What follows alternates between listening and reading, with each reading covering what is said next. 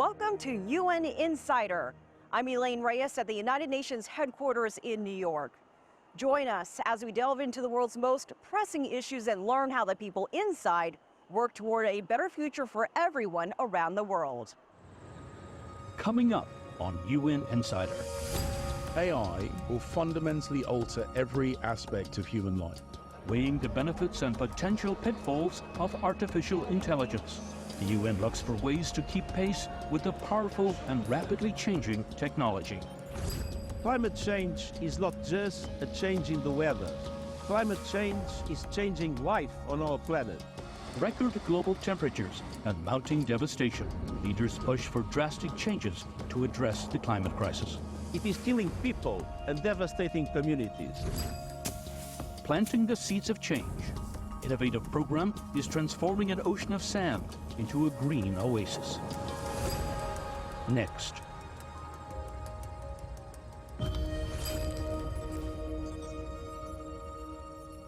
The frenzy of the 78th UN General Assembly's high-level session is behind us. General debate wrapped up this week, but there is still plenty of activity here at the UN. Xu Deja is monitoring things for us. Deja. Yes, Elaine, the high-level week of the UN General Assembly of the 78th session has been concluded this Tuesday. We've interviewed many world leaders, heads of state, and ministers, and surely we heard a lot on many issues like sustainable development goals, like the reform of the Security Council. But there was one press conference which was so newsworthy that even on a Saturday afternoon, after 30 minutes delay, still drew the attention of, I would say, most media outlets. And that is the press conference of the Foreign Minister of Russian Federation, Mr. Lavrov.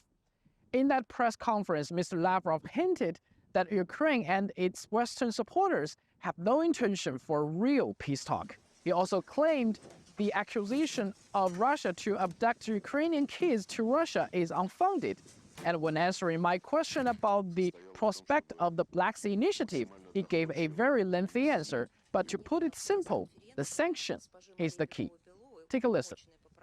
Black Sea Initiative, your Western colleagues accusing Russia of using food as weapons by not extending the Black Sea Initiative. What's your response? Have you ever talked to the Secretary General on this issue? Возможностям вернуться в эту зерновую историю, я был немножко удивлен. Мы продолжаем работать, как я сказал, и с генеральным секретарем, и с Ребеккой Гринспен, но я был немножко удивлен, когда генеральный секретарь, по-моему, в интервью накануне сессии Генеральной Ассамблеи стал говорить, что он по-прежнему добивается выполнения меморандума между ООН и Россией, но он, да, чтобы начать использовать этот канал для экспорта российских удобрений и зерна, но во всех своих действиях он ни на дюйм не выходит из режима санкций и не нарушает режим санкций односторонних, которые незаконно наложены на Российскую Федерацию американцами и прочими западными их союзниками. And we know there were 7 high-level meetings, over 2,000 bilaterals and encounters during the Yanga week.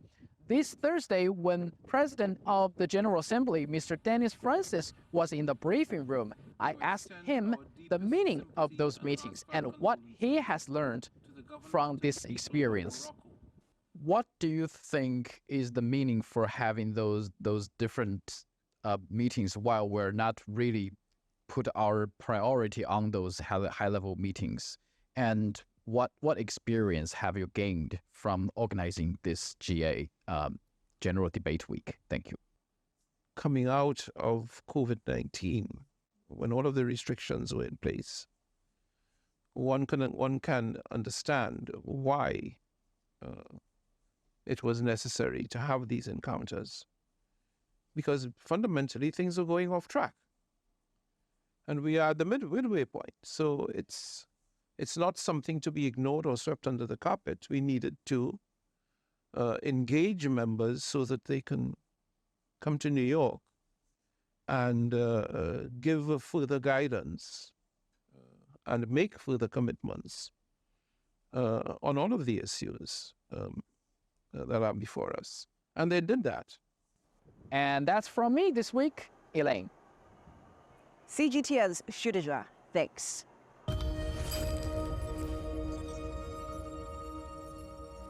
We caught up with the man who leads China's mission to the UN. Ambassador Zhang Jun shares his thoughts on the General Assembly session. 第三呢，就是要坚持真抓实干。古特雷斯秘书长反复强调，当今世界最需要的是行动，我对此十分赞同。对于向可持续发展目标的落实、应对气候变化、加快国际金融架构改革等有着广泛共识的问题，联合国应该切实发挥统筹协调作用，真抓实干，以行动来体现责任。中国参与和支持联合国事业始终体现在具体行动上。如果要列举的话呢，我想我可以列出很长的数字清单、事实清单和成果清单。中国的贡献呢，也得到广泛的认可。古特雷斯秘书长在同韩正副主席会见时呢，再次感谢中国对联合国事业的坚定支持，高度赞赏习近平主席提出的重要倡议，期待中国引领世界朝着正确方向前进。这可以说充分体现了中国对联合国的独特的贡献。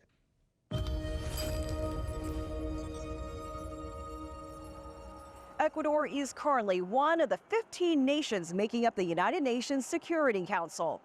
The Latin country fills one of the rotating non-permanent seats. I spoke with Ecuador's President Guillermo Lasso about his nation's role on the council. President Lasso, thank you so much for joining us and giving us your time today. You're welcome. It's a pleasure to see you. Ecuador now has a seat on the UN Security Council. What are your country's priorities on the council?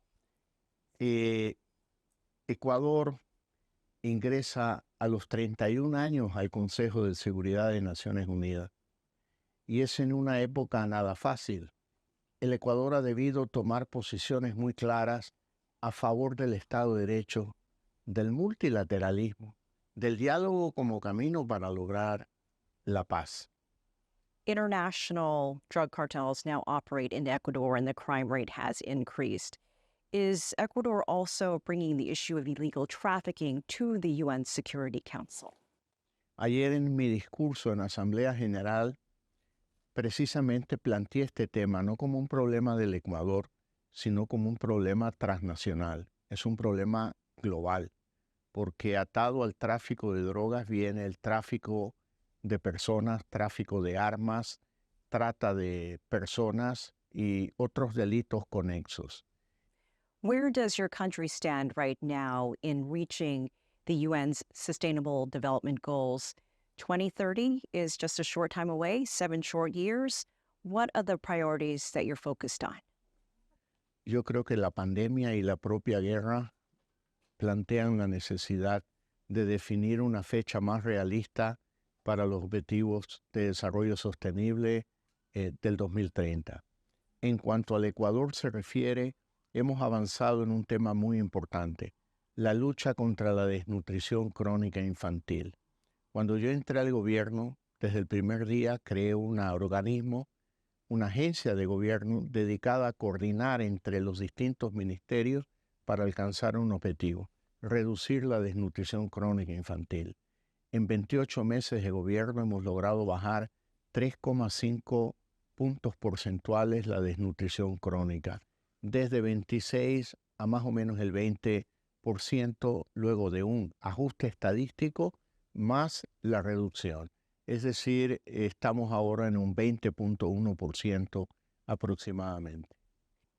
Talk about the importance of the United Nations. You mentioned multilateralism, but what do you say to those who criticize the speed or lack of speed at the UN in getting things done? Creo que soy parte de aquellos que critican en que en las cumbres damos muy lindos discursos, pero luego llevar esos discursos a la acción toma tiempo. Todos quisiéramos que los resultados fuesen mucho más rápidos, pero el mismo proceso de implementación va generando nuevos objetivos o nuevas metas que cumplir y es un proceso que no nos podemos saltar. Es parte del desarrollo de la humanidad.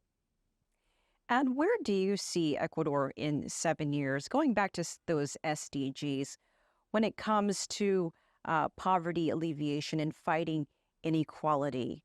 If you give your country a report card, will it have a good report card in 7 years, in 2030?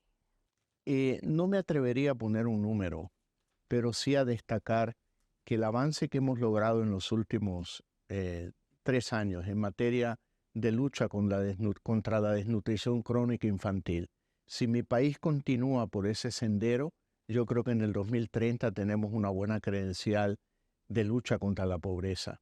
Y luego, en materia ambiental, el país ha desarrollado en los últimos 28 meses una agenda muy agresiva. Primero, hemos creado la Reserva Hermandad, creando 60,000 kilómetros cuadrados de reserva marina alrededor de las Islas Galápagos. Y en base a esta decisión, hemos llevado a cabo un canje de deuda por conservación que es el más grande de la historia de la humanidad, por 1.630 millones de dólares, que representa el 10% de la deuda externa del Ecuador con actores privados en los mercados financieros internacionales. President Lasso, thank you so much for joining us. We appreciate your time. Muchas gracias a usted por esta entrevista que la he disfrutado. Coming up, AI development is now outpacing Moore's law and moving at breakneck speed, and governments are unable to keep up. UN Insider.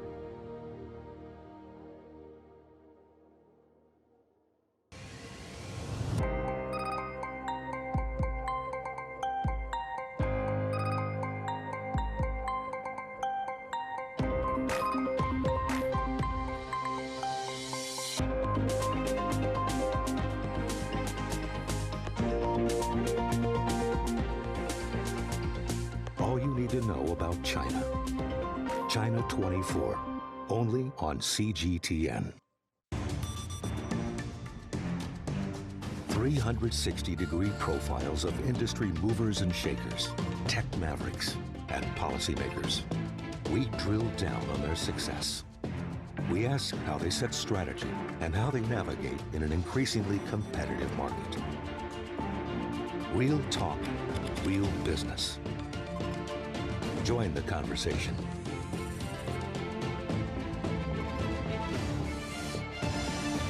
Biz Talk, only on CGTN.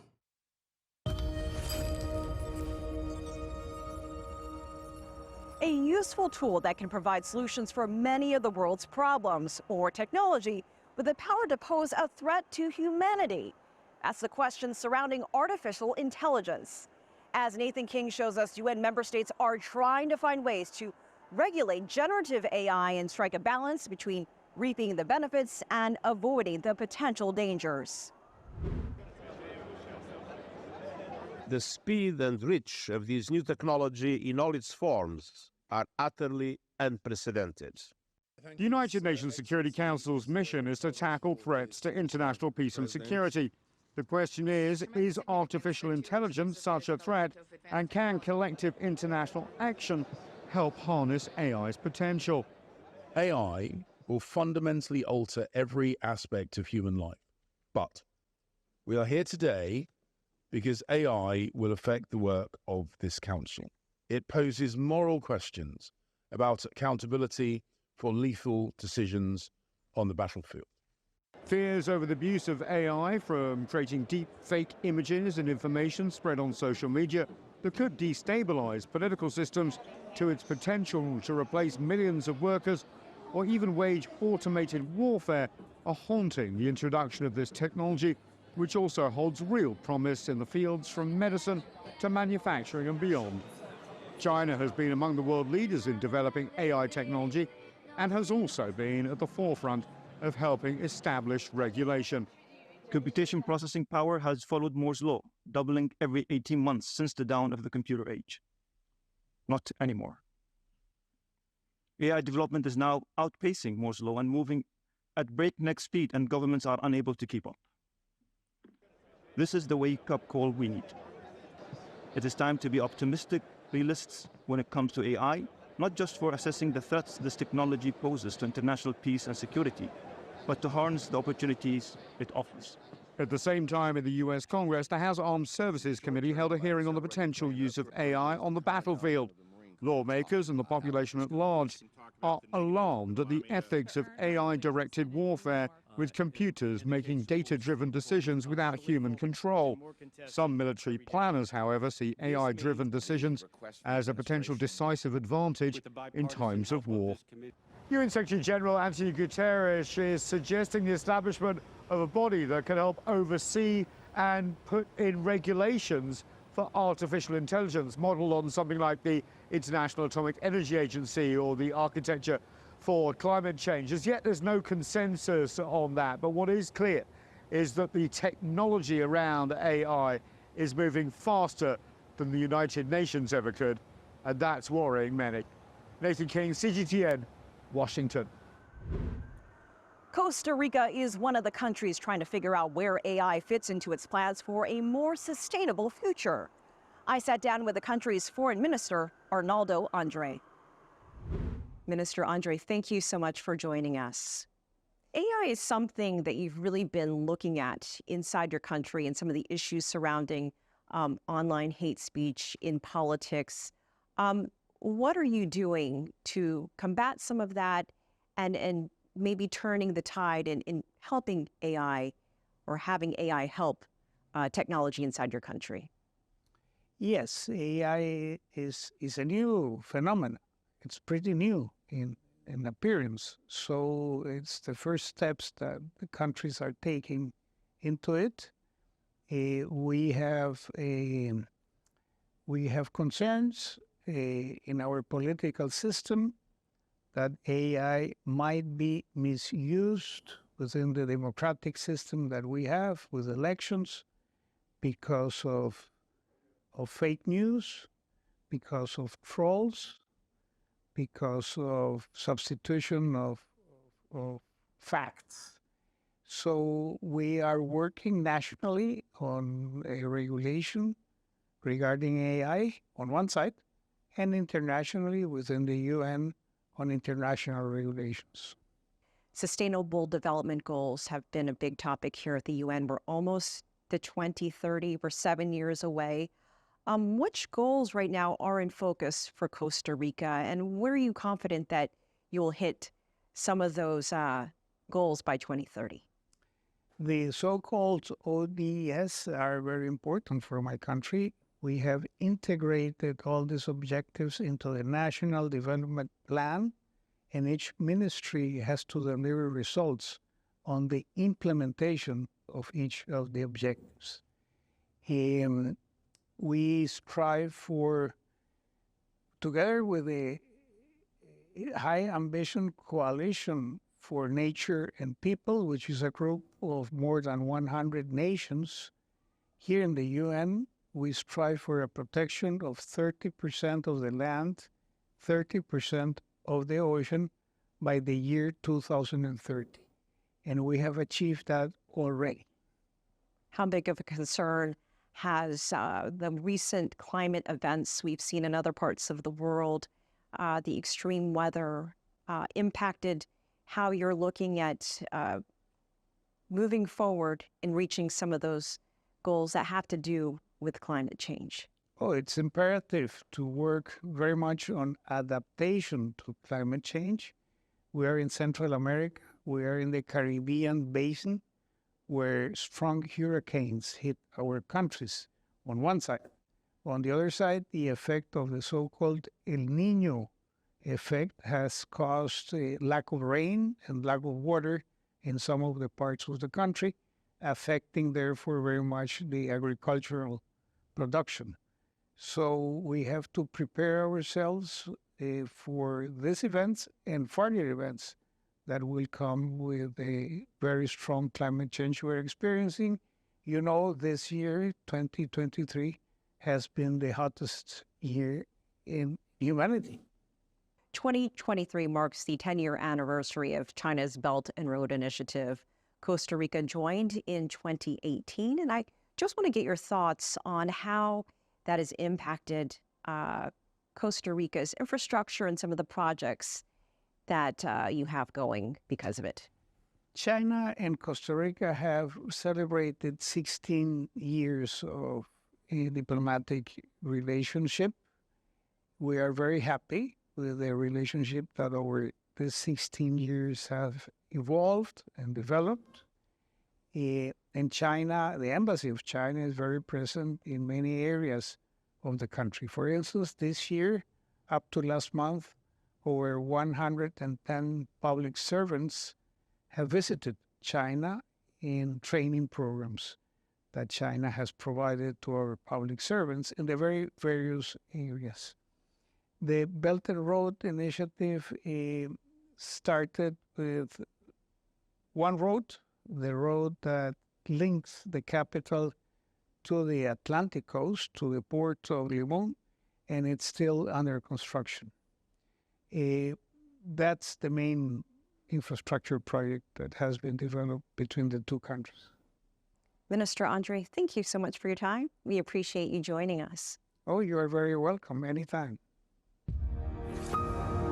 Coming up. It was the hottest August on record by a big margin.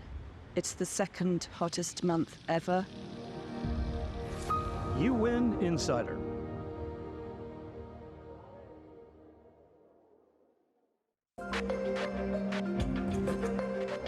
Making sense of the overwhelming wave of information means cutting through the noise to shine a light on the heart of the story and making room for new perspectives. True understanding means the ability to see events from more than one side. I'm Liu Xin, and this is The Point. Whether it's about your education, the home you live in, or the items you buy, your money has a story to tell. Because every business story is a human story. Global Business.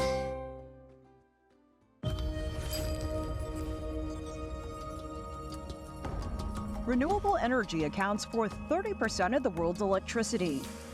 The clean energy industry could create 14 million new jobs by 2030. By 2050, renewable energy could employ 42 million people. 2023 is on track to be the hottest year on record. Temperatures soared this summer, and July entered the record books as the hottest month ever. Around the world, the devastating impacts of our changing climate are becoming more frequent and taking a devastating toll. More than 35 centimeters of rain in just 24 hours. That's what parts of eastern Libya faced this month as a storm overwhelmed two dams, flooding the city of Derna, killing thousands. Scientists say rising temperatures made that disaster up to 50 times more likely. From floods and intense storms to dangerous heat waves, the impacts of climate change are intensifying. Global sea surface temperatures are unprecedented.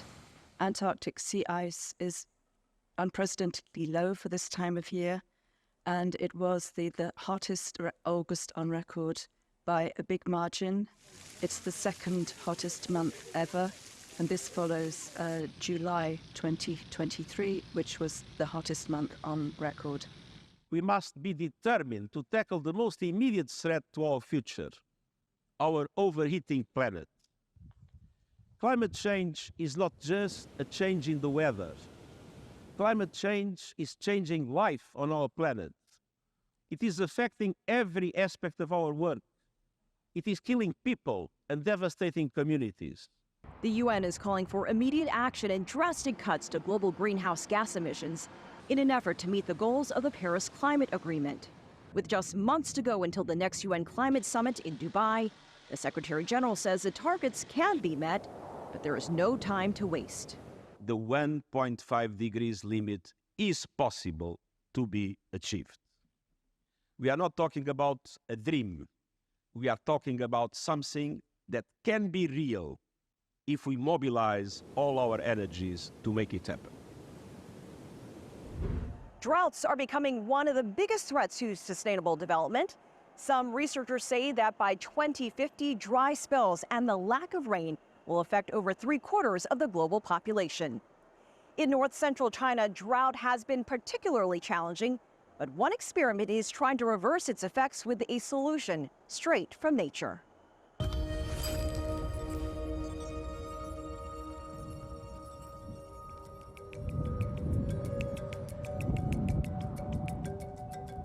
The whole region used to be a desert world. The local people have joined forces with nature to push back the desert and carved out a path of paradise amidst all the sand.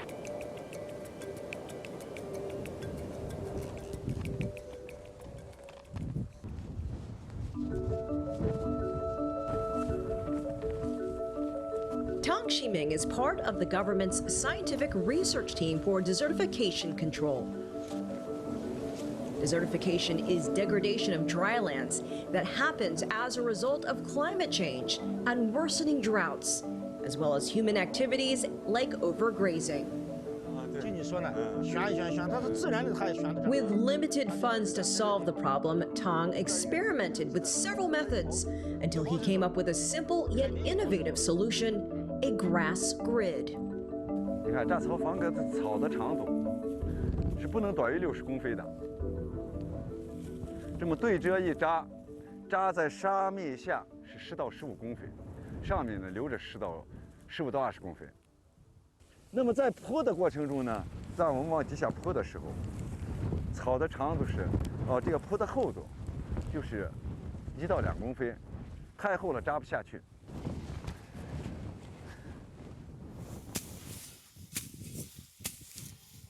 The roots are 8 to 10 times longer than the grass itself, deep enough to find underground water. Starting in 2000, the government began to invest more funds into reversing desertification. Today, 1.5 million square kilometers of desert in China have been treated. 你看，这地方房格扎好以后。 种的草，你看，我心情特别激动，因为在沙漠里面，是种活一棵树，种活一棵草是很不容易的。就是我到了沙漠里面，看到一个，在沙漠里面活上一棵树一个草，就像爱护它们，就像爱护我的小孩一样。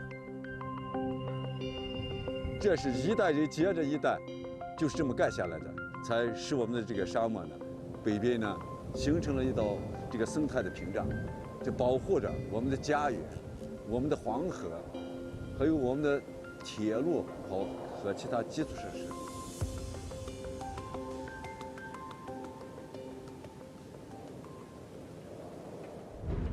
I'm Elaine Reyes at UN headquarters in New York. Thanks for being a UN Insider.